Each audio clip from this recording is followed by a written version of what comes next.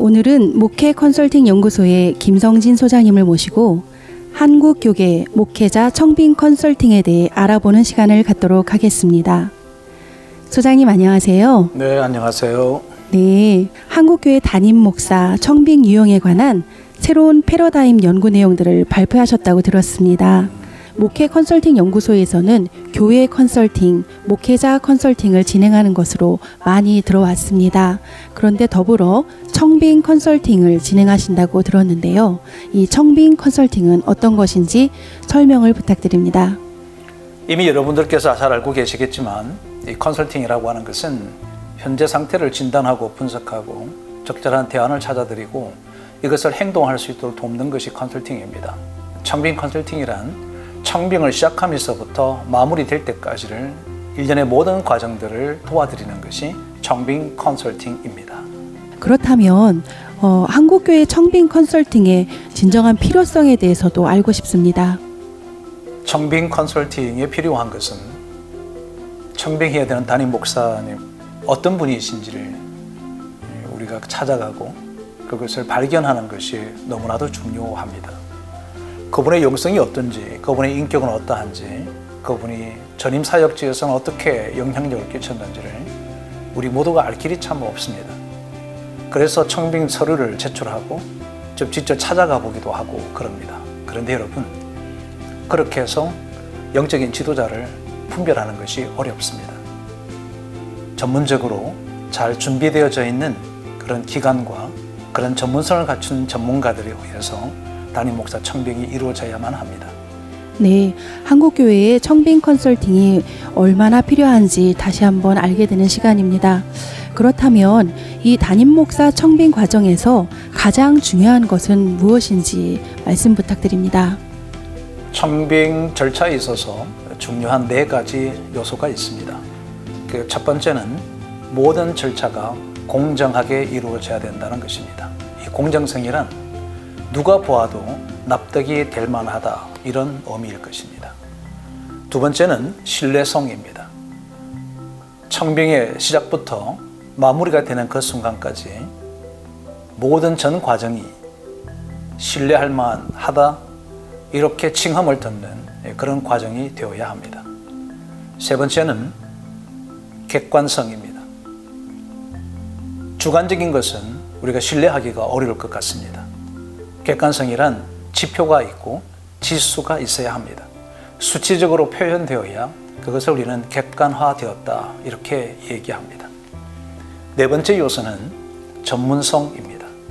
누가 심의하는가, 어떤 방법으로 하는가, 심의하는 사람들이 얼만큼 전문적인 식견을 갖고 이것을 정리하고 또 평가하는가 이것에 달려있다고 봅니다.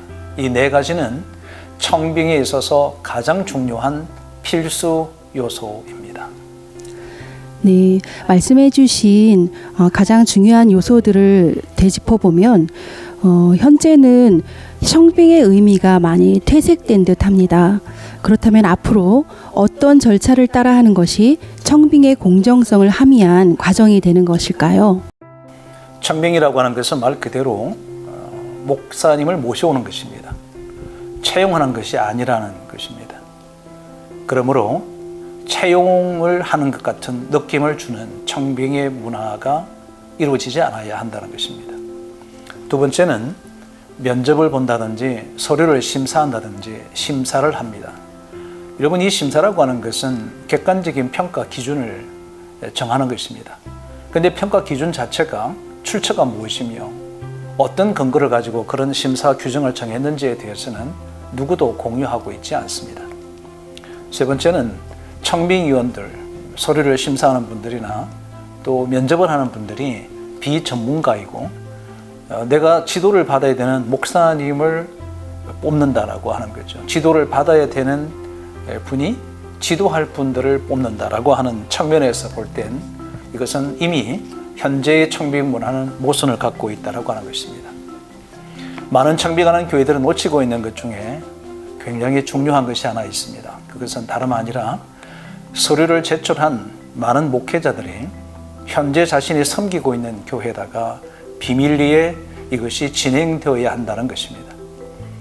여러분, 자신의 교회에서 내가 청빙 서류를 내었다, 청빙 받아서 가려고 한다 얘기하지 않고 이 청빙의 과정 전체가 결정될 때까지 노심초사 기다리게 합니다. 자기가 채용될 수도 있다, 청빙될 수도 있다는 대전제하에 서류를 냈던 수많은 목회자들이 그 결과가 최종 통보될 때까지 자신의 섬기는 교회에 사역을 집중할 수 있을까요? 거의 불가능하다고 봅니다.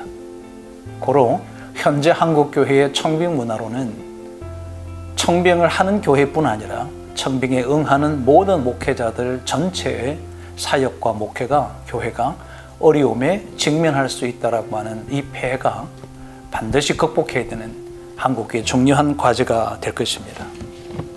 컨설팅, 건강한 청빙 컨설팅을 위해서 이런 중요한 공정성을 함의한다고 하셨는데요. 그렇다면 이러한 컨설팅을 의뢰하는 실제 한국 교회가 있으신지, 그리고 또 그런 교회들은 실제적으로 어떤 도움을 주고 있는지에 대해서도 알고 싶습니다. 최근에 많은 교회들로부터 청빙에 관련되는 문의들을 자주 받고 있습니다. 그동안에 저희 연구소가 수행했던 청빙 관련되는 사역들은 우선 첫 번째는 전적인 위임을 받아 담임 목사님을 모셔드리는 일을 수행했었습니다. 물론 저희들이 전적으로 한다고 해서 저희들이 임의로 하는 것은 아닙니다. 청빙위원들과 긴밀한 협조하에 지속적으로 함께 연구하면서 찾아왔었습니다.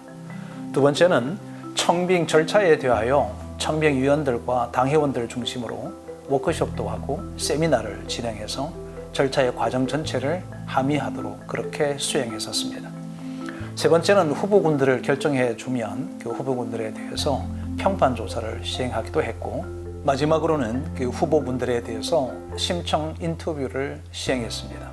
물론 교회 우리 청빙위원들이 담임 목사님과 면접을 하고 난 이후에 전문가 입장에서 목회자에 대한 인터뷰를 시행했습니다. 이 모든 과정들에 대해서는 지속적으로 청빙위원들과 협의했고 매 건마다 충실한 보고서로 청빙위원들의 판단을 도와왔었습니다. 네, 그럼 이 시간 마지막 질문입니다. 이번 기회에 한국 교회와 특히 청빙을 진행하고 있는 청빙위원회에 특별히 당부하고 싶은 말씀이 있으시면 한 말씀 부탁드립니다. 교육을 백년대계라고 합니다. 교회 담임 목사를 청빙하는 것은 백년대계는 아닐지라도 장구한 교회 역사 속에 매우 중요한 결정을 해야 되는 그러한 중차대한 직무를 여러분들이 감당하게 될 것입니다. 그래서 두렵고 떨리는 마음으로 노심초사할 것이라고 생각합니다.